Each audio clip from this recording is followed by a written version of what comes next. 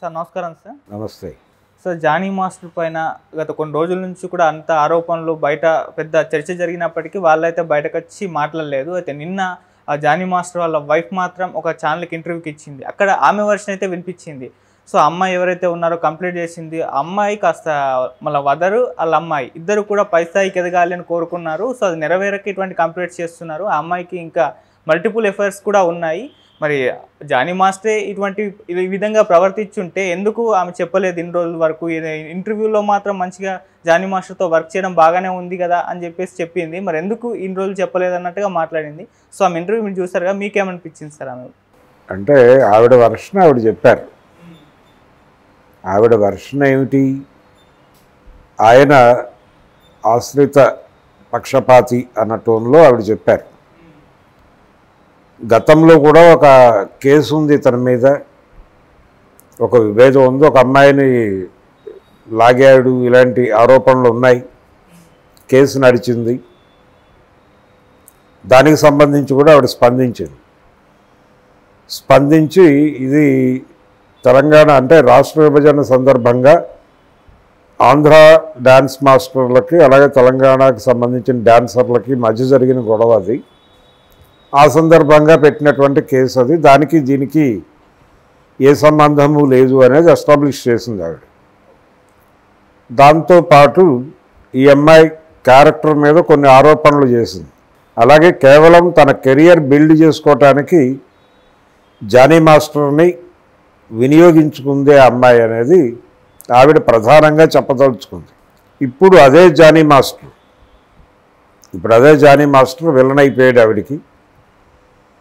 Johnny మాస్టరే బాంబేలో card ఇప్పించాడు, అలాగే ఇక్కడ కూడా కార్డు ఇప్పించడానికి కృషి చేశాం.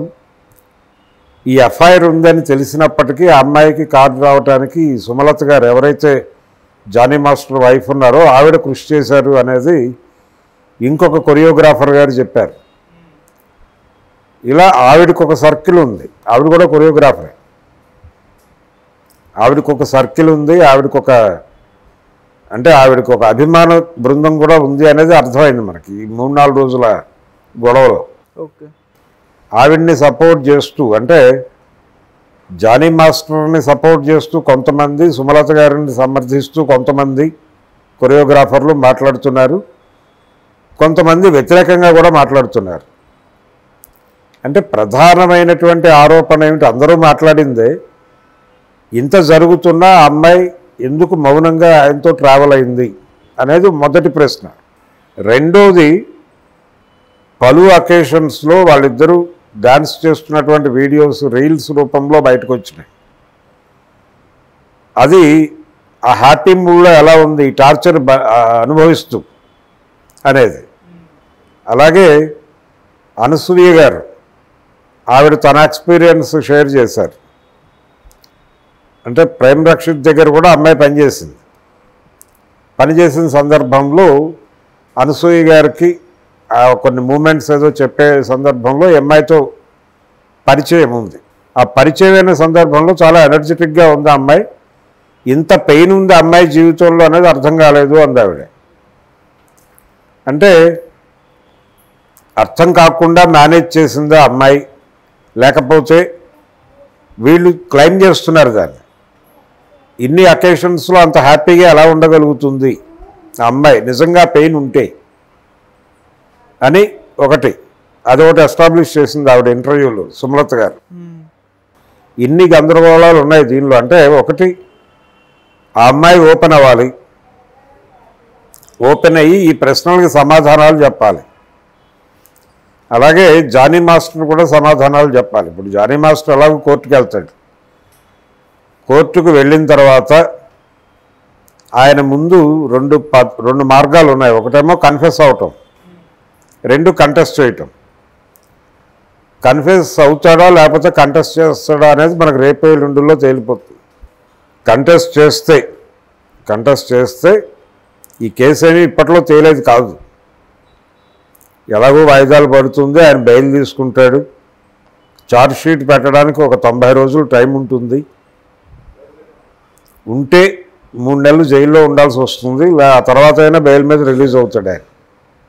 రిలీజ్ అయిన తర్వాత ఆ కేసు ఎప్పుడో ట్రయల్ జరుగుతుంది. ఆ ట్రయల్ జరిగినప్పుడు ఆ అమ్మాయి తన దగ్గర ఉన్నటువంటి సాక్ష్యాలు, ఈయన తన దగ్గర ఉన్నటువంటి సాక్ష్యాలు కోర్టు ముందు ఉంచుతారు. కోర్టు ఎవరి దగ్గర మెరిట్స్ ఉన్నాయో చెక్ చేసి ఆ మెరిట్స్ ఉన్న వాళ్ళకు అనుకూలంగా జడ్జిమెంట్ చెప్తుంది. అప్పటి వరకు ఇది కొనసాగుతుంది. అయితే ఈ రకమైనటువంటి ఆరోపణలు వచ్చినటువంటి కొరియోగ్రాఫర్ జీవితం, అతని కెరియర్ ఏమైపోతుంది అనేది ఒక డైలమా. గతంలో ఇలాంటి ఆరోపణలు వచ్చినటువంటి సలీం మాస్టర్, ఆయన కెరియర్ అంటే ఇది కాదు గొడవ, అంటే సెక్షువల్ హెరాస్మెంట్ అనేటువంటి వ్యవహారం కాదు. ఆయన నేరుగా ఒక మర్డర్ కేసులో ఇరుక్కున్నాడు. ఆయన ప్రాపర్టీ ఖాళీ చేయించేటువంటి ప్రయత్నంలో భాగంగా జరిగినటువంటి ఘర్షణలో ఒక వ్యక్తి చనిపోయాడు. ఆ కేసులో A1గా సలీం గారిని పెట్టారు. దానిలో ఆయన జైలుకి వెళ్ళి రావటం, తర్వాత ఆయన కెరియర్ సర్వనాశనం అయిపోయింది. చివరికి ఏ పరిస్థితికి వెళ్ళాడంటే ఆయన సినిమా పరిశ్రమ విరాళాలు ప్రకటించాల్సి వచ్చింది ఆయనకి. దాసరి గారు వీళ్ళందరూ ఒక టీవీ షోలో విరాళాలు అడిగి విరాళాలు ఇచ్చి అలా ఆదుకోవాల్సినటువంటి పరిస్థితి ఏర్పడింది సలీం గారికి. 3 ముఖ్యమంత్రుల్ని ఆడించినటువంటి చరిత్ర ఉంది ఆయనకి. రామారావు గారు, MGR, జయలలిత, 3 డ్యాన్స్ చేయించాడు ఆయన. అటువంటి సలీం మాస్టర్ ఒక కేసులో ఇరుక్కున్న తర్వాత ఆయన జీవితం ఏమైపోయిందో అందరికీ తెలుసు.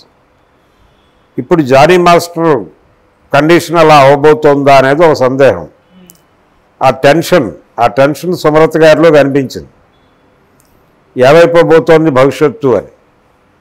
అందుకని ఇందులో ఒకవేళ అమ్మాయి మాట్లాడిన మాటల్లో వాస్తవాలు ఉన్నాయని తెలుస్తాయి, ఆ అమ్మాయి తరఫున మాట్లాడటానికి నేను సిద్ధమే అనే మాట కూడా చెప్పింది ఆవిడ చెప్పడం కాదు, ఆవిడ్ని సపోర్ట్ చేస్తున్నటువంటి కొరియోగ్రాఫర్లు కూడా అదే చెప్తున్నారు. ఒకవేళ అమ్మాయి చెప్తున్నటువంటి మాటల్లో వాస్తవం ఉంటే సుమలత గారు కూడా ఆవిడ వెనకాలే నిలబడతారు అని చెప్తున్నారు. ఇది కండిషన్. జానీ మాస్టర్ ఎపిసోడ్ నేపథ్యంలో ఇండస్ట్రీ కొంచెం ఈ లైంగిక వేధింపులు, వ్యవహారాలు వీటి మీద కొంత దృష్టి సారించి క్రైసిస్ మేనేజ్మెంట్ చేసే ప్రయత్నం చేస్తుంది.